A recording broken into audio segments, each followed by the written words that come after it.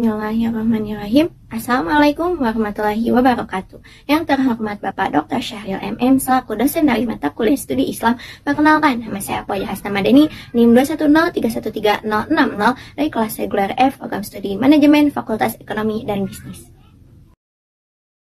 Pada kesempatan kali ini, kelompok saya akan mempresentasikan makalah studi Islam yang berjudul Jihad Konstitusi. Sebelumnya, saya akan memperkenalkan anggota kelompok saya. Di antaranya yaitu pertama Dina Agisna, NIM 210313042, yang kedua Mianti Afwa Siti Sophia, NIM 210313339, yang ketiga Nur Fadilah, NIM 210313357, yang keempat Syahna Ayu Riani Hermawan, NIM 210313155. Pada makalah kelompok yang kami buat, terdapat 5 poin yang akan kami bahas, yaitu pertama, perkembangan jihad konstitusi, yang kedua, sikap yang dilakukan Ormas Muhammadiyah terhadap jihad konstitusi, yang ketiga, gerakan yang dilakukan Ormas Muhammadiyah terhadap politik, yang keempat, jihad konstitusi Muhammadiyah dalam reformasi sistem perencanaan pembangunan nasional dengan model garis-garis besar haluan negara atau GBHN, yang kelima, dinamika dan proses politik yang terjadi ketika Muhammadiyah melakukan judicial review terhadap Undang-Undang Nomor 22 Tahun 2001 tentang minyak dan gas bumi. Baik, langsung saja ke poin yang pertama, yaitu mengenai perkembangan jihad konstitusi yang akan dipresentasikan oleh saya sendiri. Muhammadiyah didirikan pada tahun 1912 oleh Ahmad Dahlan. Muhammadiyah adalah organisasi masyarakat Islam tertua di Indonesia. Peran Muhammadiyah terbilang aktif dalam mengiringi perkembangan bangsa, yaitu dengan cara memberikan kontribusi yang tidak ternilai melalui perannya dalam bidang pendidikan, seperti lembaga pendidikan Muhammadiyah yang telah banyak melahirkan para intelektual, politisi, ulama, dan lain sebagainya yang jumlahnya tidak terhitung. Muhammadiyah selalu berusaha membimbing laju bangsa Indonesia menuju kiblat yang semestinya, yakni berkehidupan sesuai Undang-Undang Dasar 1945. Pada era Din Syamsuddin, wacana gerakan Muhammadiyah didominasi dengan wacana penyelamatan lingkungan.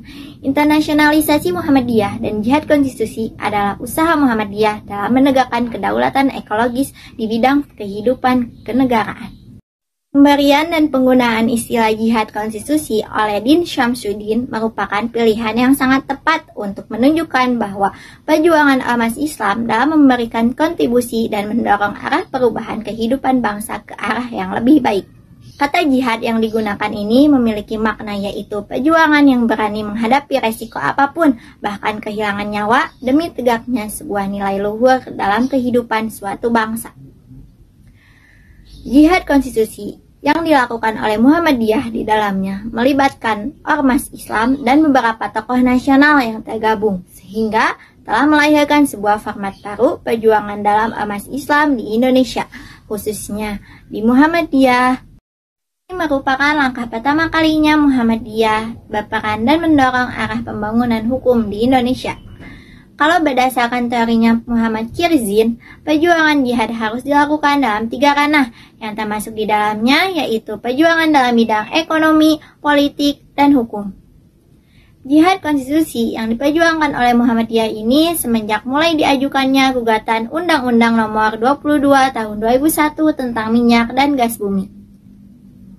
Pada tahun 2012, bukan hanya perjuangan pada 3 area seperti teorinya Muhammad Kirzin, tetapi merupakan jihad yang integratif fundamentalis, yang artinya perjuangan yang sifatnya menyeluruh, tidak hanya dalam bidang ekonomi, politik, dan hukum, tetapi sangat menyangkut bidang ekologis dan sosial kemasyarakatan, dan perjuangan ini memberikan dampak yang mendasar terhadap kehidupan masyarakat Indonesia, karena undang-undang merupakan pedoman dalam penyelenggaraan kehidupan negara. Kalau undang-undang berwatak kapitalistik jatuh, maka akan membuat perubahan langsung dalam penyelenggaraan negara. Jihad konstitusi ini sejak awal sudah direncanakan. Agenda ini merupakan Tanwir di Lampung tahun 2009 dan Muktamar 1 Abad Muhammadiyah di Yogyakarta sebagai gerakan amal makruf yang membawa perubahan yang dimiliki efek luas dan mendasar dalam kehidupan. Tanwir di Lampung tahun 2009 ini dinamakan Muhammadiyah Membangun Visi dan Karakter Bangsa, yang dilandaskan pemikiran bahwa dalam menghadapi tantangan yang kompleks, Maka dibutuhkan sebuah transformasi atau kemajuan dalam segala lini dan bangsa ini mengalami krisis multidimensi. Selain krisis pada bidang ekonomi, bangsa ini sedang mengalami krisisnya moral, spiritual, dan diorientasi. Hal ini ditunjukkan dari elit politik yang tidak memiliki visi untuk bangsa ke depannya. Maraknya pelaku korupsi yang berada di lembaga negara dari tidak tegasnya elit bangsa ini dalam menegakkan hukum. Rekomendasi Muhammadiyah dalam Tanwir ini sangatlah kuat kepada penguatan internal agar pengelolaan negara menjadi baik. Kita bisa melihat tidak ada kata dan langkah Muhammadiyah untuk melakukan judicial review dari muktamar dalam keputusan Muhammadiyah ini dalam isu-isu strategis, keumatan, kebangsaan, dan kemanusiaan universal. Secara eksplisit, kata judicial review hanya merevisi, yakni bahwa Muhammadiyah mendesak pemerintah dengan merevisi Undang-Undang Nomor 5 Tahun 1960 tentang Peraturan Dasar Pokok-Pokok Agraria. Tidak ada katanya, judicial review secara eksplisit bukan berarti agenda ini tidak memiliki landasan karena secara substansif, rekomendasi pada Tanwir Lampung dan keputusan Muktamar 1 Abad Muhammadiyah bisa dijadikan landasan yang kuat untuk meningkatkan peran kebangsaan Muhammadiyah di abad keduanya. Untuk lebih terangnya masalah ini, Ibnu Sina Candanegara mengatakan bahwa pada Muktamar 1 Abad Muhammadiyah terdapat rekomendasi pada bidang hukum dengan melakukan pengawalan terhadap pasal 33 Undang-Undang Dasar 1945 karena pada saat itu teridentifikasi banyak sekali undang-undang dan peraturan yang dibuat oleh pemerintah atau DPR yang melanggar konstitusi negara. Dengan itu diharapkannya Muhammadiyah melakukan pengawalan terhadap pasal 33 Undang-Undang Dasar 1945 untuk melakukan pengawalan terhadap pasal 33 Undang-Undang Dasar 1945 itu Majelis Hukum dan HAM PP. Muhammadiyah diperintahkan untuk melakukan pengkajian yang mendalam dan penelitian yang pada akhirnya menyebabkan lahirlah beberapa tim-tim kecil yang diberikan amanah untuk melakukan pengkajian dan penelitian terhadap beberapa undang-undang seperti Undang-Undang Air, Undang-Undang Listrik, Undang-Undang Minyak dan Gas Bumi, Undang-Undang Batubara, dan Undang-Undang Agraria. Setelah tiap tim melakukan pengkajian dan mereka memberikan kesimpulan atas kajian mereka masing-masing, maka perlu diambil langkah dan jalan keluar karena banyaknya undang-undang yang bertentangan dengan konstitusi. Maka dibutuhkan skala prioritas untuk Muhammadiyah mengujikannya di Mahkamah Konstitusi. Berdasarkan pengajian dan pertimbangan yang mendalam, maka dipilihlah Undang-Undang Minyak dan Gas Bumi dengan alasan bahwa undang-undang ini sangat kuat, nuansa liberalisasi, privatisasi, dan sangat terang melanggar pasal 33 Undang-Undang Dasar. Muhammadiyah dalam melakukan jihad konstitusi yang pertama tidak melakukannya sendirian, melainkan ada keterlibatan beberapa organisasi Islam dan para tokoh nasional, sehingga judicial review Muhammadiyah terhadap Undang-Undang Nomor 22 Tahun 2001 tentang minyak dan gas bumi memiliki daya tekan yang kuat kepada pemerintah dan keterlibatan ormas. Keterlibatan tersebut telah menunjukkan bahwa ukhuwah Islamiyah selalu ada untuk melakukan perubahan demi kemajuan umat di Indonesia. Di bawah kepemimpinan Din Syamsuddin inilah konsolidasi organisasi Islam dalam agenda strategis bisa terbangun dan tercapai, menjadi sebuah ikhtiar yang telah memberikan dampak real dalam kehidupan ketatanegaraan pada bangsa Indonesia. Hal itu terlihat dari terbentuknya sejumlah Partai Islam Indonesia atau PII, Majelis Islam Ala Indonesia atau MIAI, Partai Masyumi, Partai Muslimin Indonesia, dan Partai Amanat Nasional. Dalam perjalanannya, jihad konstitusi ini mendapatkan kritikan dan berbagai organisasi gerakan sosial di Indonesia karena perjuangan yang diinisiasi oleh Muhammadiyah ini dianggap sebagai perjuangan yang sifatnya elitis. Nama saya Dina Agisna dengan NIM 210313042. Di sini saya akan menjelaskan tentang analisis sikap yang dilakukan Ormas Muhammadiyah terhadap jihad konstitusi. Apakah kalian tahu apakah itu Muhammadiyah? Muhammadiyah adalah sebuah organisasi Islam yang besar di Indonesia, sehingga Muhammadiyah seringkali dikenal sebagai orang-orang yang menjadi pengikut Nabi Muhammad SAW. Muhammadiyah juga mempunyai sejarah yang sangat panjang. Dalam sejarahnya, Muhammadiyah ini sedikit banyak berinteraksi dengan institusi politik formal, baik itu partai politik, pemerintah, parlemen, dan institusi peradilan. Persyarikatan Muhammadiyah didirikan untuk mendukung Kiai Haji Ahmad Dahlan untuk memurnikan ajaran Islam yang menurutnya banyak dipengaruhi hal-hal mistik. Kegiatan ini pada awalnya juga memiliki basis dakwah untuk wanita dan kaum muda berupa pengajian Sidratul Muntaha. Tujuan utama Muhammadiyah adalah mengembalikan seluruh penyimpangan yang terjadi dalam proses dakwah. Penyimpangan ini sering menyebabkan ajaran Islam bercampur baur dengan kebiasaan di daerah tertentu dengan alasan adaptasi. Selanjutnya kita akan bahas jihad konstitusi dan sikap Ormas Muhammadiyah terhadap jihad konstitusi. Apakah kalian tahu apakah itu jihad konstitusi? Jihad konstitusi merupakan gerakan pembaruan di bidang hukum dan upaya korektif yang dilakukan melalui jalur formal, yaitu dengan mengajukan uji materi kepada Mahkamah Konstitusi terhadap sejumlah undang-undang yang bernilai atau dinilai bertentangan dengan Undang-Undang Dasar 1945. Sikap Muhammadiyah terhadap Pancasila dan Negara Kesatuan Republik Indonesia itu ditegaskan dalam Pokok Pikiran Tanwir Muhammadiyah 2012 yang ditetapkan dalam sidang Tanwir di Bandung, Jawa Barat. Indonesia sebagai negara hasil konsensus nasional yang mengikat semua komponen bangsa, sebagai hasil konsensus Muhammadiyah merasa harus turut serta mengisi dengan pembangunan di berbagai bidang.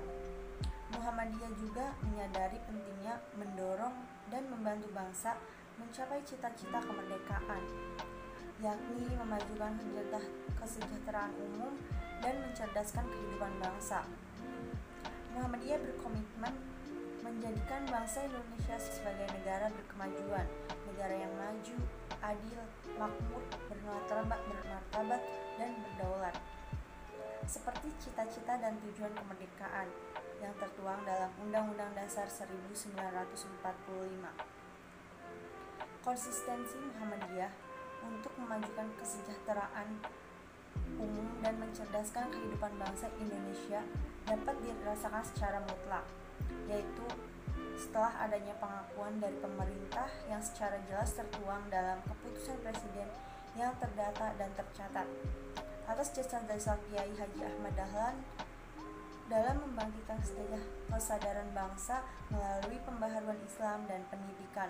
Oleh karena itu, pemerintah Republik Indonesia menetapkan sebagai pahlawan nasional dengan keputusan Presiden nomor 657 tahun 1961. Dengan adanya organisasi Muhammadiyah yang didirikan telah banyak memberikan ajaran Islam yang murni kepada bangsanya, ajaran yang menuntut kemajuan, kecerdasan, beramal bagi masyarakat dan umat dengan dasar iman dan Islam. Muhammadiyah telah mempelopori amal usaha sosial dan pendidikan yang sangat diperlukan bagi kebangkitan dan kemajuan bangsa, dan ajaran Islam Muhammadiyah bagi wanita atau Aisyah telah mempelopori kebangkitan wanita di Indonesia untuk mengecap pendidikan dan berfungsi sosial setingkat dengan kaum pria. Pada dasarnya, penetapan Kiai Haji Ahmad Dahlan menggambarkan spirit perjuangan Muhammadiyah yang sampai saat ini masih terjaga ruh perjuangannya. Setelah 16 tahun Indonesia merdeka, 38 tahun Kiai Haji Ahmad Dahlan meninggal, dan 49 tahun Muhammadiyah berkontribusi untuk bangsa. Dan pada akhirnya, peran Muhammadiyah diakui oleh negara setelah ditetapkan Kiai Haji Ahmad Dahlan sebagai pahlawan kemerdekaan.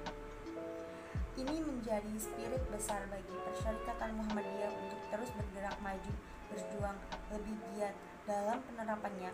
Muhammadiyah sampai saat ini masih mengakui Pancasila merupakan bagian dari konsensus yang harus dijalankan oleh umat Islam.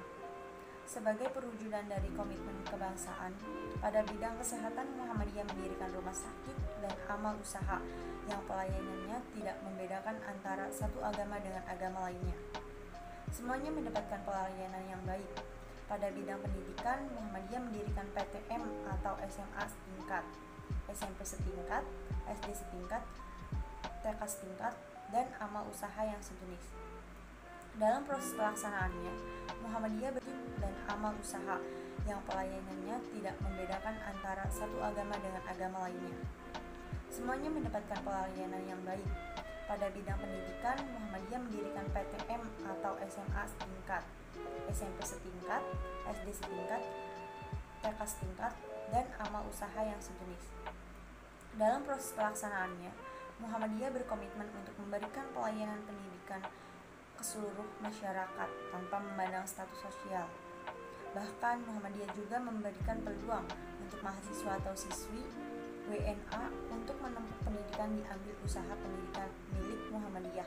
Begitulah Muhammadiyah menerapkan pelayanan amal usaha lainnya. Mungkin itu saja yang dapat saya jelaskan. Selanjutnya akan dijelaskan oleh rekan saya. Assalamualaikum warahmatullahi wabarakatuh. Saya Nur Padilla dengan NIM 210331357 akan melanjutkan materi yang telah disampaikan oleh teman saya. Baik, di sini saya akan membawakan analisis gerakan yang dilakukan Ormas Muhammadiyah terhadap politik. Muhammadiyah dilahirkan bukan sebagai organisasi politik atau partai, tetapi hanya sebatas gerakan politik saja. Soal persinggungan Muhammadiyah dengan politik yaitu terlibatnya Muhammadiyah kepada Majelis Syuro Muslimin Indonesia atau biasa disebut dengan Masyumi. Tempat kelahiran Partai Masyumi ini yaitu di Gedung Muallimin Muhammadiyah Yogyakarta. Partai Masyumi adalah partai Islam pertama di Indonesia. Berdirinya Partai Masyumi ini menjadi satu harapan politik Islam yang berjuang atau yang memperjuangkan nasib umat Islam di Indonesia. Perkembangan Masyumi sangat pesat, yaitu pada periode 1945 sampai 1950. Dan tercatat ada 237 cabang, 10.080 anak cabang, dan 4.982 ranting Masyumi di seluruh Indonesia. Dan jumlah anggota Masyumi sekitar 10 juta orang. Pada tanggal 7 November 1945, organisasi-organisasi Islam bertransformasi menjadi partai politik yaitu Partai Masyumi.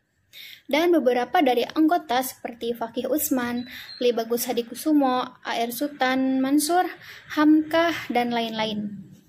Pada tanggal 20 Februari 1968, Muhammadiyah sempat mendirikan Partai Muslimin Indonesia atau disebut dengan Parmusi. Dan pada tahun 1971, Muhammadiyah melaksanakan Kongres ke-38 di Makassar. Dan juga Muhammadiyah memutuskan untuk tidak terafiliasi dengan partai politik dan fokus pada gerakan dakwah saja. Sejak saat itu, kiprah politik Muhammadiyah jadi lebih moderat, akomodatif, dan kooperatif. Pada reformasi tahun 1998 membuka peluang untuk siapapun yang ingin mendirikan partai politik. Dan pada saat itu Ketua Umum Amin Rais Muhammadiyah mempunyai keinginan mendirikan partai.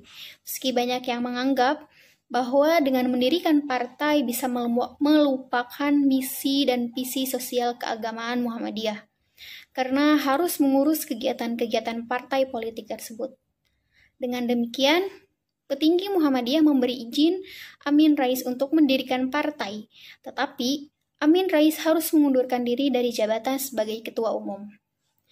Dan tepat pada tanggal 23 Agustus 1998 berdirilah Partai Amanat Nasional atau biasa disebut dengan PAN.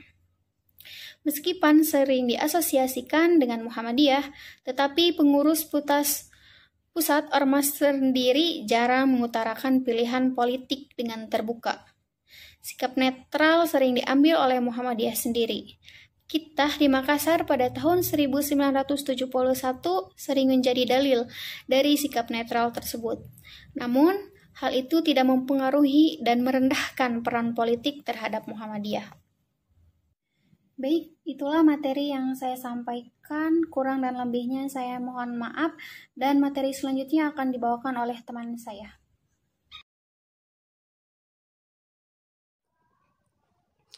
Nama saya Syana Ayuriani Hermawan dengan NIM 21031313155.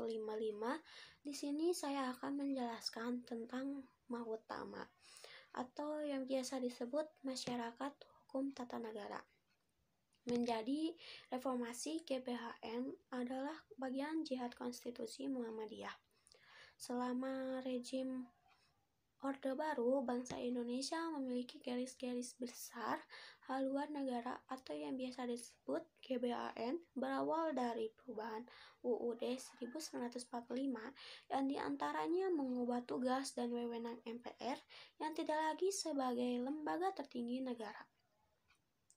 Turunan berikutnya, MPR tidak lagi mempunyai kewenangan menetapkan GBHN dan kepala negara karena kepala negara dipilih langsung oleh rakyat dan diberi kewenangan menyusun rencana pembangunan jangka panjang nasional bersama-sama.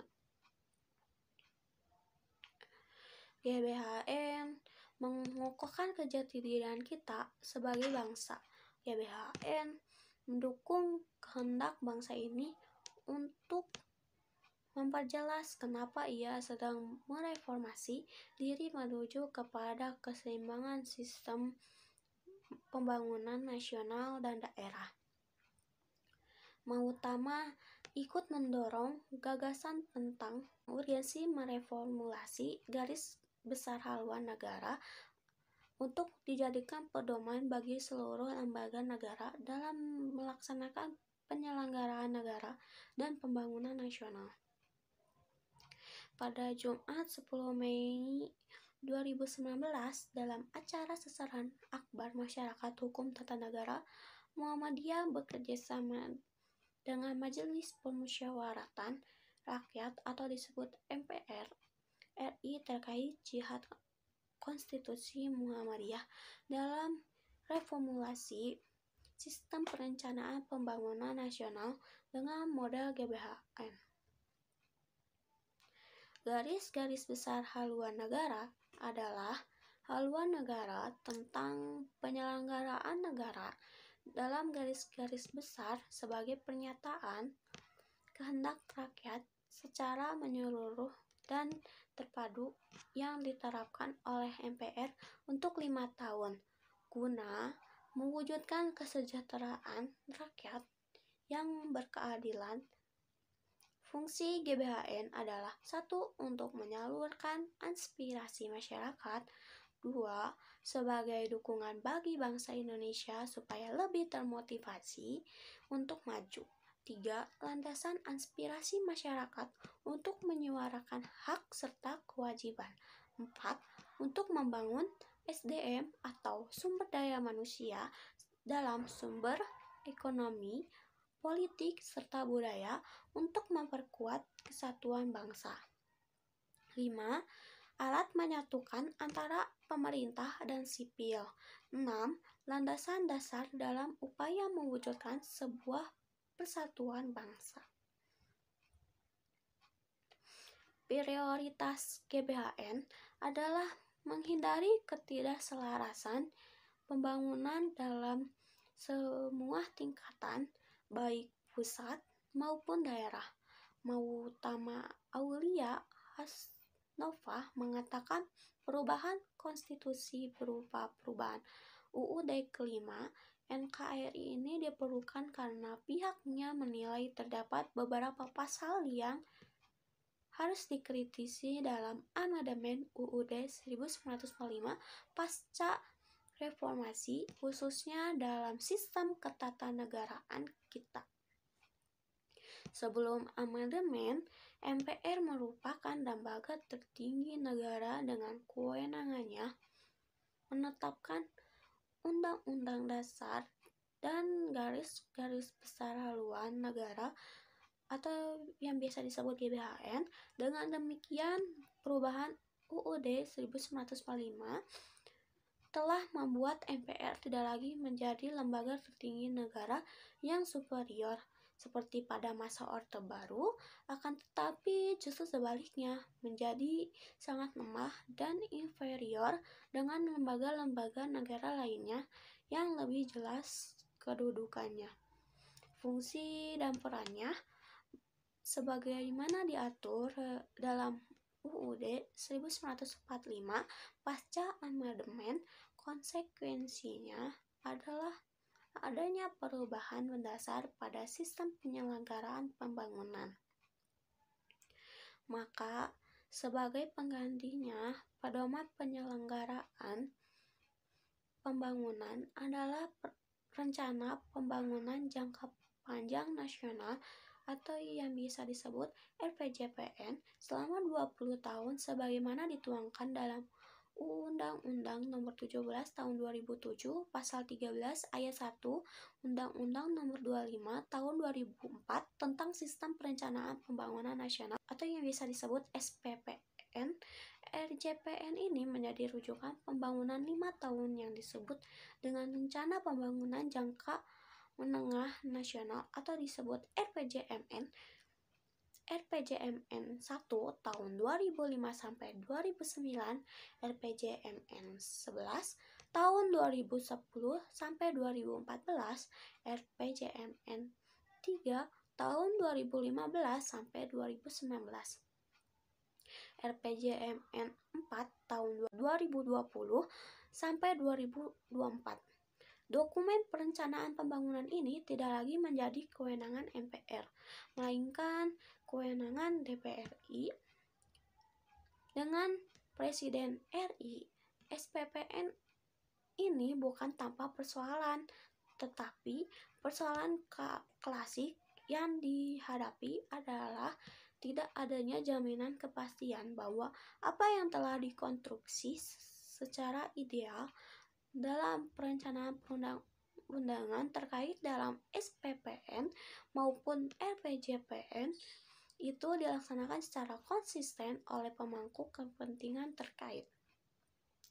Sampai saat ini tidak ada mekanisme yang jelas untuk menilai apakah dokumen-dokumen perencanaan yang dibuat sebagai tindak lanjut dari RPJPN seperti di level nasional, RPJPN serta kementerian atau lembaga, rencana kerja pemerintah, rencana kerja kementerian, dan di level daerah, RPJPMD, Restra, SKPD, RKPD memang sudah merujuk kepada RPJPMN.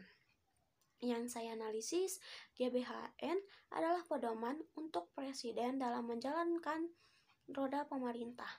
Presiden yang tidak mengikuti atau melanggar, maka MPR memiliki wewenang untuk memberhentikan presiden.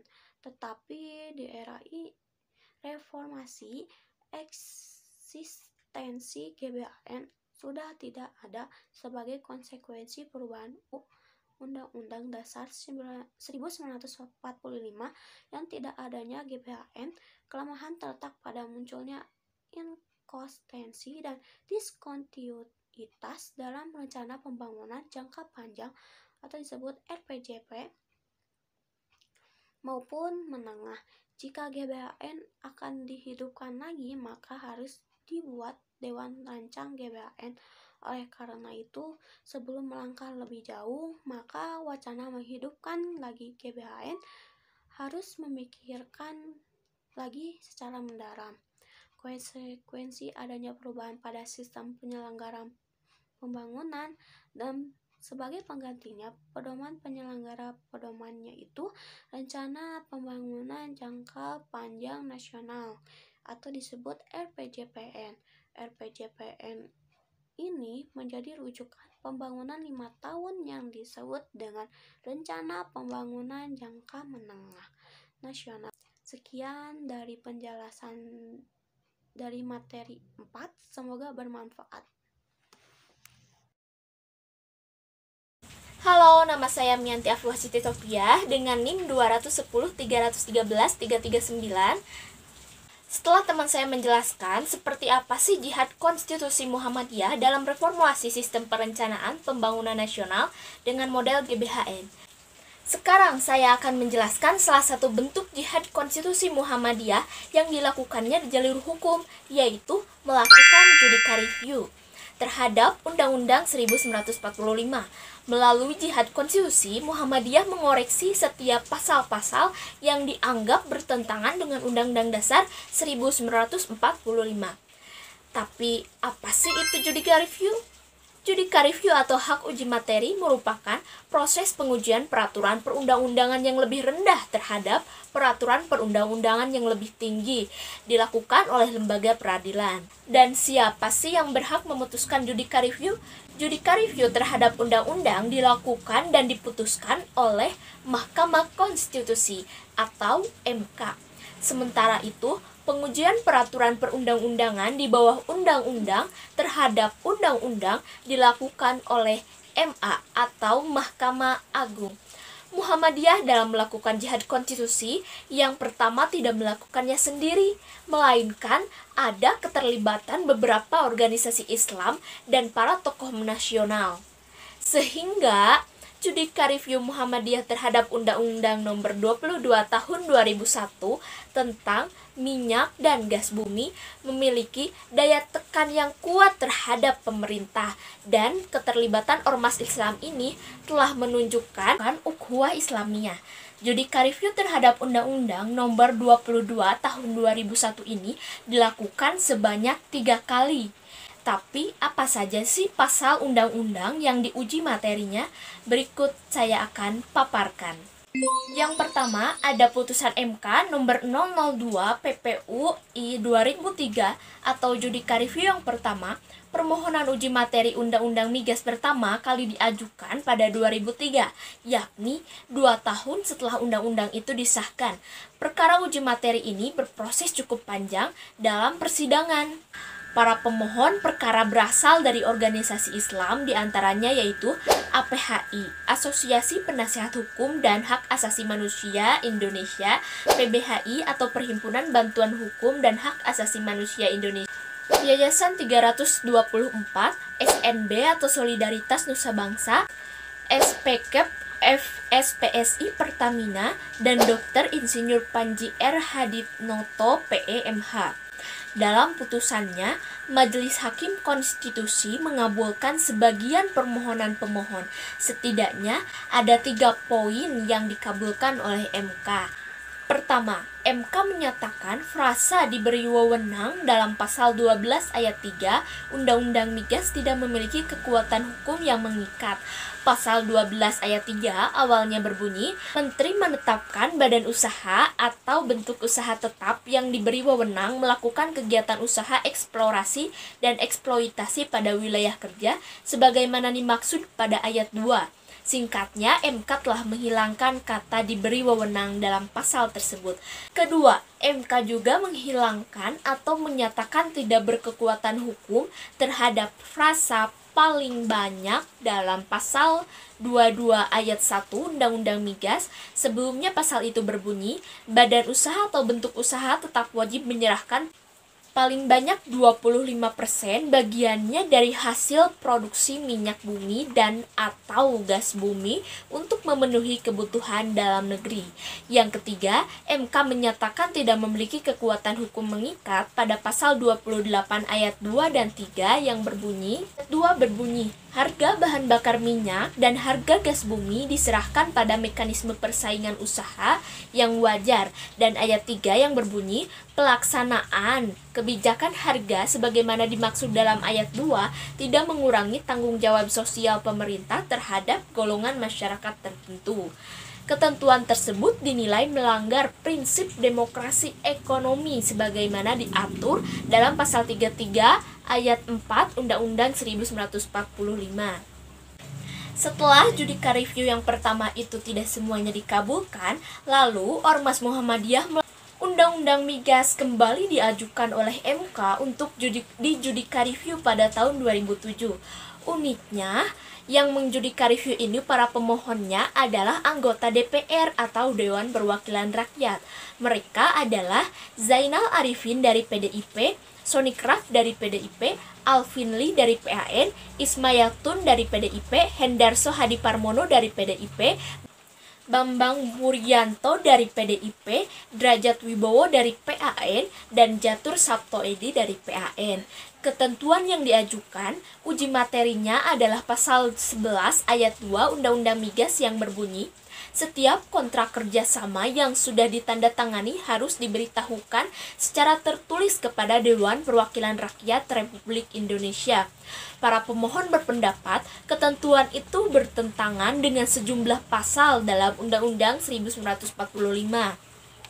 Karena DPR tidak dilibatkan sejak awal dalam proses kontrak kerjasama. DPR merasa pasal ini telah merugikan kewenangan anggota DPR sebagai lembaga tertinggi negara yang memiliki fungsi untuk mengawasi agar kontrak yang dilaksanakan harus sesuai dengan aturan konstitusi dan kepentingan rakyat. Dalam prakteknya, salinan tertulis yang menyangkut perjanjian pemerintah dan kontraktor diberikan kepada DPR sangat lamban dan cukup lama. Sebagai contoh, ketika pemerintah sudah menandatangani kontrak kerjasama BP Migas atau Badan Pelaksana Migas dengan Lasmo Indonesia Limited and Unicol Muara Bakau Ltd dan ditandatangani pada 30 Desember 2002, namun hasilnya baru dikirim ke DPR melalui Komisi 8 pada 11 Maret tahun 2004. DPR hanya menerima pemberitahuan secara tertulis setelah pemerintah menandatangani KKS atau kontrak kerjasama. Kontrak kerjasama dengan kontraktor minyak dan gas bumi. Ini tentunya melanggar konstitusi negara. Undang-Undang pasal 11 ayat 2 minyak dan gas bumi juga bertentangan dengan pasal 20 ayat 1 dan pasal 33 ayat 3 dan 4. Salah satu pertimbangan judika review ini ditolak adalah karena anggota DPR merupakan pembentuk undang-undang sehingga tidak tepat apabila anggota DPR justru menguji undang-undang yang mereka buat sendiri.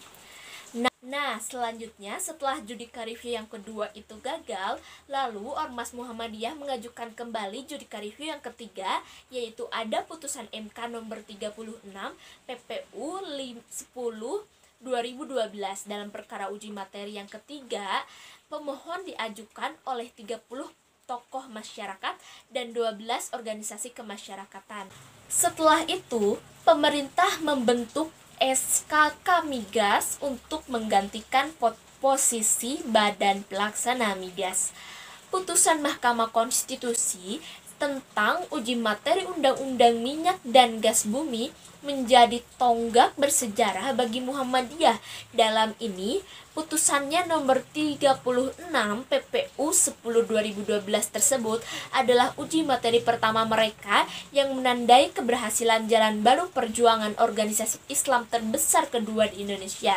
Jalan yang kita sebut sebagai jihad konstitusi yang tujuannya untuk amal ma'ruf nahi mungkar. Permohonan dipimpin oleh pengurus pusat Muhammadiyah sebagai bagian dari jihad konstitusi Muhammadiyah dalam menegakkan ciri khas ekonomi Indonesia dalam pasal 33 Undang-Undang 1945.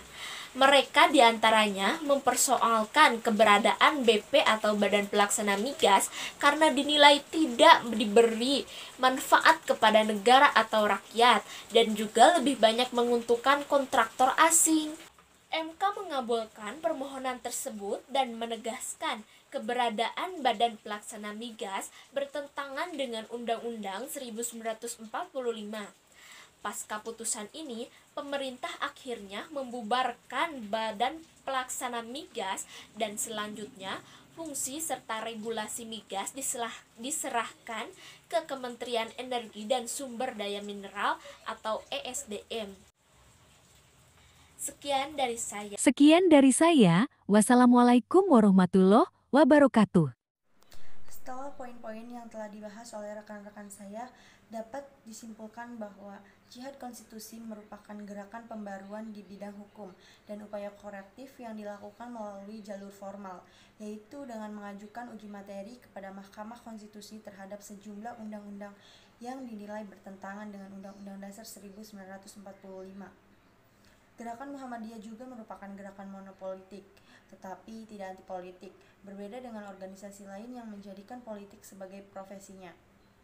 Hal itu terlihat dari terbentuknya sejumlah partai seperti Partai Islam Indonesia, Majelis Islam A'la Indonesia, Partai Masyumi, Partai Muslimin Indonesia, dan Partai Amanat Nasional. Muhammadiyah senantiasa membekali diri dan membentengi secara organisator dengan tetap komitmen dan konsisten terhadap garis perjuangan, atau biasa disebut dengan Hitah Muhammadiyah. Dalam artian, Muhammadiyah memainkan konsep haid politik. Sikap Muhammadiyah terhadap Pancasila dan NKRI ditegaskan dalam Sidang Tanwir Muhammadiyah pada tahun 2012 yang ditetapkan dalam Sidang Tanwir di Bandung, Jawa Barat. Muhammadiyah meneguhkan Indonesia sebagai negara hasil konsensus nasional yang mengikat semua komponen. Sebelum era reformasi, GBHN garis-garis besar haluan negara adalah pedoman untuk presiden dalam menjalankan roda pemerintahan. Jika presiden tidak mengikuti atau melanggar, maka MPR memiliki wewenang untuk memberhentikan presiden.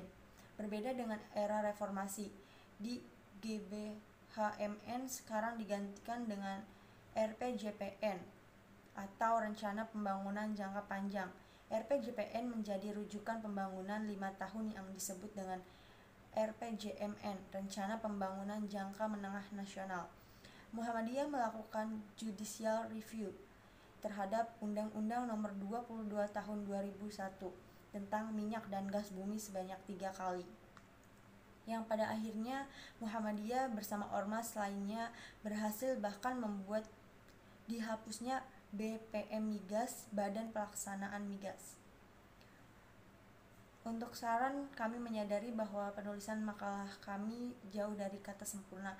Masih banyak kesalahan baik dari penulisan atau bahasa yang digunakan. Kami hanyalah manusia biasa, tempatnya salah dan dosa. Maka dari itu kami sangat berharap akan ada saran dan kritik dari pembaca makalah ini agar menjadi motivasi untuk kami menjadi lebih baik lagi. Kami juga mengucapkan terima kasih untuk kami menjadi lebih baik lagi. Kami juga mengucapkan terima kasih kepada dosen pengampu mata kuliah studi Islam, yaitu Bapak Dr. Syahril MM, yang telah mengajari kami tentang agama Islam, al-Islam kemuhammadiyahan, dan memberikan kami tugas kelompok ini, agar kami bisa tahu lebih jauh tentang ilmu atau cukupan ilmu kemuhammadiyahan. Mungkin itu saja yang dapat saya sampaikan. Kurang lebihnya mohon maaf. Saya ucapkan terima kasih.